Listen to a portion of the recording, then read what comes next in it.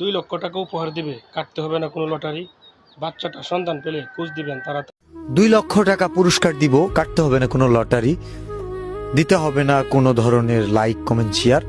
শুধু এই বাচ্চাটাকে যদি আপনারা খুঁজে দিতে পারেন, এই 2 লক্ষ টাকা আমি নিজেই দিতে চাইছিলাম, আবার উনিও দিতে চায়।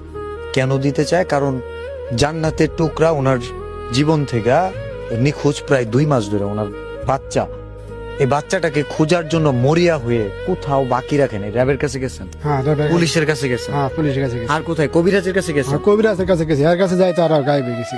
মানে শেষ হচ্ছে থরসব বিল্লাল। আমি জানি না শেষটা কি হবে, কিন্তু আমার কাছে একটাই অনুরোধ থাকবে, এই বাচ্চাটাকে একটু দেখেন। এই বাচ্চাটাকে যে একটা মেলা থেকে হারাই গেছে, মুক্তাগাছা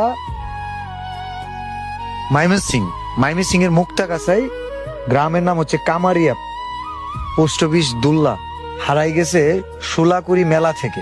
সুলাকুড়ি মেলাটা কোথায়? মধুপুর থানায় পড়ছে। বিশেষ করে টাঙ্গাইল, ময়মনসিংহ, গাজীপুর, নরসিংদী, সিরাজগঞ্জ, এই এরিয়াগুলোর মধ্যে, এবং আমাদের শেরপুর, জামালপুর, আমার কাছে মনে হয় আশেপাশে কোথাও না কোথাও আছে।